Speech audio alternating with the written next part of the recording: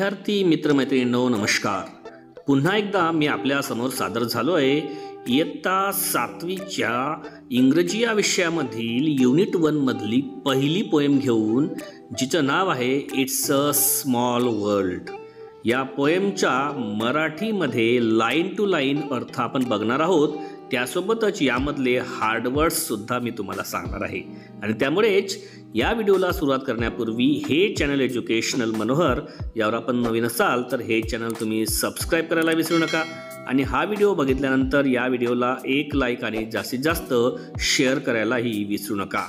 तुम्हाला जर इयत्ता 3री ते इयत्ता 10वी पर्यंतचे प्रथम सत्रांत परीक्षा, द्वितीय सत्रांत परीक्षा, प्रथम घटक चाचणी किंवा द्वितीय घटक चाचणीचे सोडवलेले क्वेश्चन्स पेपर पाहायचे असतील तर त्यांच्या प्लेलिस्ट या व्हिडिओच्या डिस्क्रिप्शनमध्ये घटक चाचणी आणि प्रथम सत्र, द्वितीय सत्र या नावाने देण्यात आलेले आहेत। ह्या त्या व्हिडिओज आहेत, ह्या आपण जाऊन यांच्यामधील व्हिडिओज पाहून घेऊ शकता।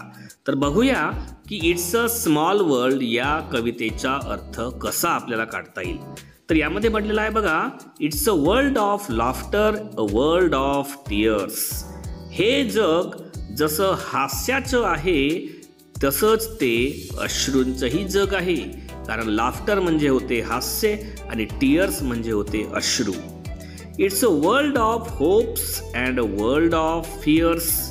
हे जग ज्याप्रमाणे आशेचं आहे, होप म्हणजे आशा, हे जग जसं आशेचं आहे तसंच हे जग भीतीचंही आहे। फियर्स म्हणजे या ठिकाणी होते भीती। There is so much that we share.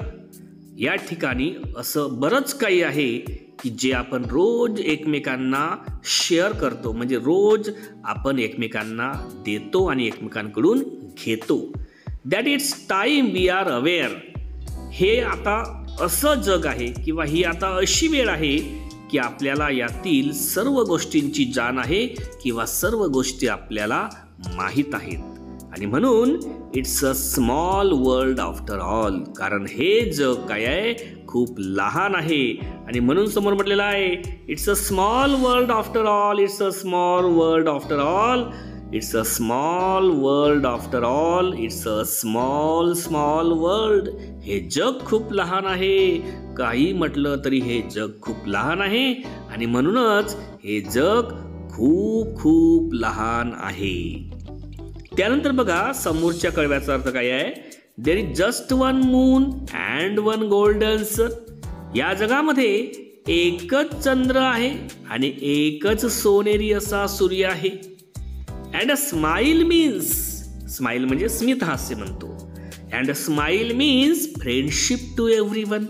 Friendship म्हणजे मैत्री। आणि म्हणून म्हटलं या ठिकाणी तुमचं एक स्मित हास्य म्हणजेच तुम्ही प्रत्येकाशी काय करू शकता, मैत्री करू शकता। किंवा याचा अर्थ असा पकडू आपण, तुमच्या एका स्मित हास्याने तुम्हाला प्रत्येकाशी मैत्री करता येईल। Though the mountains divide and the oceans are wide, it's a small world after all. Though म्हणजे जरी, माउंटेन्स म्हणजे पर्वत आणि डिवाइड म्हणजे विभागणे।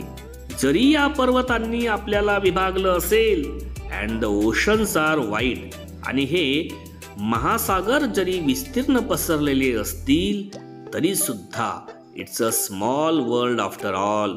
हे जग खूप लहान आहे। आणि म्हणून शेवटी म्हटलेलं आहे it's a small world after all, it's a small world after all, it's a small world after all, it's a small world. हे जग खूप लहान आहे, खरंच हे जग खूप लहान आहे। हे जग खूप लहान असून हे जग खूप खूप असं लहान आहे। या पद्धतीने रिचर्ड शर्मॅन आणि रॉबर्ट शर्मॅन यांनी it's a small world after all ही कविता इयत्ता 7वीच्या इंग्रजीमध्ये विद्यार्थ्यांसाठी घेऊन आलेली होती। आणि याचा एक मराठी अनुवाद आणि हार्ड वर्ड्सचा मीनिंग या ठिकाणी मी तुम्हाला सांगण्याचा प्रयत्न केला।